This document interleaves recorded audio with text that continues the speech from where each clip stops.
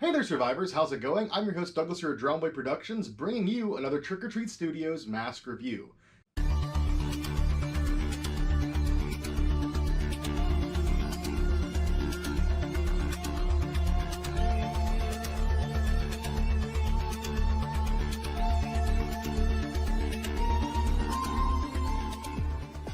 And I know it's been quite a while since we've done a Trick or Treat Studios mask review, or honestly, a mask review in general, but today we do have a pretty exciting one, and we're going to be kicking off a series of reviews for this season.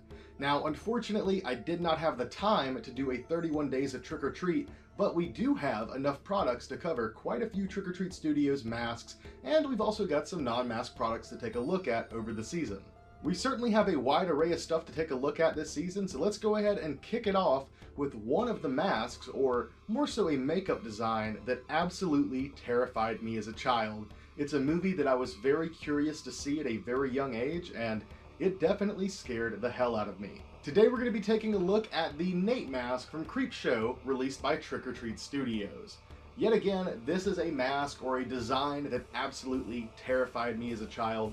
My dad didn't really want me watching horror movies growing up, and there were a lot that I got to see early on I probably shouldn't have, but the one that scared me the most for sure was Creepshow.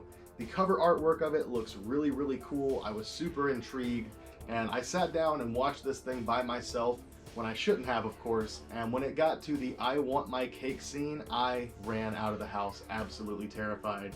And after that, it took me a while to ever try to watch Creepshow again. I was definitely watching other horror movies, plenty of other slasher films, but something about Nate here just absolutely terrified me.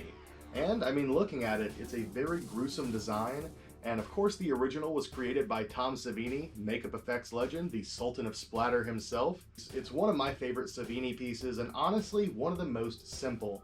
This was a pretty thrown together look, and of course, if you guys know Savini, he always, well, almost always I should say, uses food in his makeup effects. Whether it's in a head explosion, some different type of gore, or even the maggots on Nate, he uses food. And if you know anything about Savini, he is prone to using food in his makeup effects a lot of the times.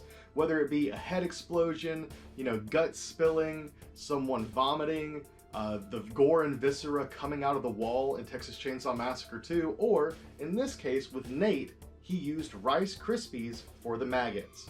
And of course, on this copy too, you can see that Rice Krispies were used. The original Nate design is absolutely legendary, and it actually was released through Distortions Unlimited many years ago. I wish I had one of those copies, but they are pretty hard to come by, and because of the age, a lot of them are rotting or are in a state of disrepair.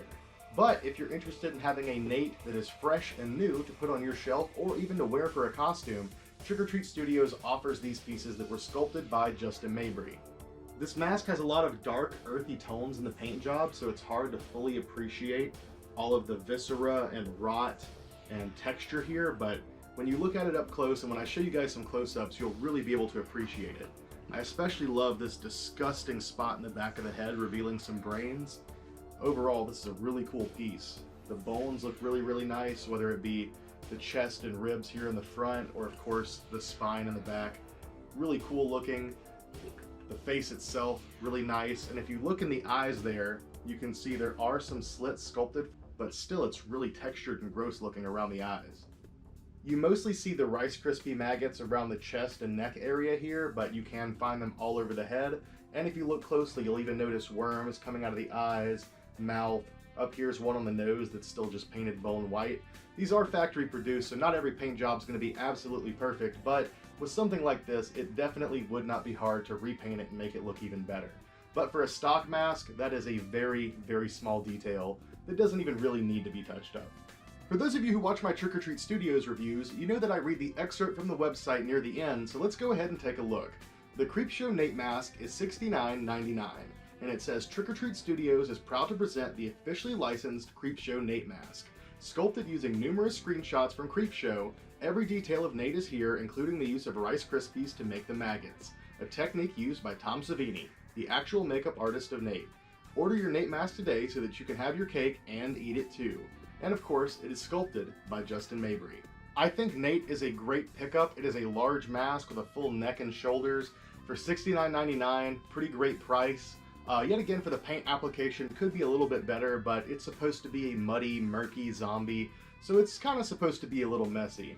And that's not saying paint application's bad. Literally the only complaint I could have with this one is maybe the one bone-colored worm, but that's no big deal. Also, these are big head friendly. For anyone out there wondering, I do have a pretty large head and these fit me very comfortably. So if you do have a smaller head and you're looking to wear one of these, you might have to pad it out a little bit, but if you're looking for it for a display piece, absolutely fantastic mask for a display piece. And if you're interested in your own, of course you could pick these up directly from Trick or Treat Studios or one of the many other retailers that offer their products. And yeah, with that being said, I think that pretty much wraps up today's review. This is a piece that I'm super proud to have in my collection. Yet again, a little bit of childhood trauma tied up in this one, but that makes it a little bit more fun and interesting of a piece in the collection. With that being said, I love you all. Thank you for watching. I hope you enjoyed today's video. Be on the lookout for more Trick or Treat Studios reviews to come, and I'll see you next time.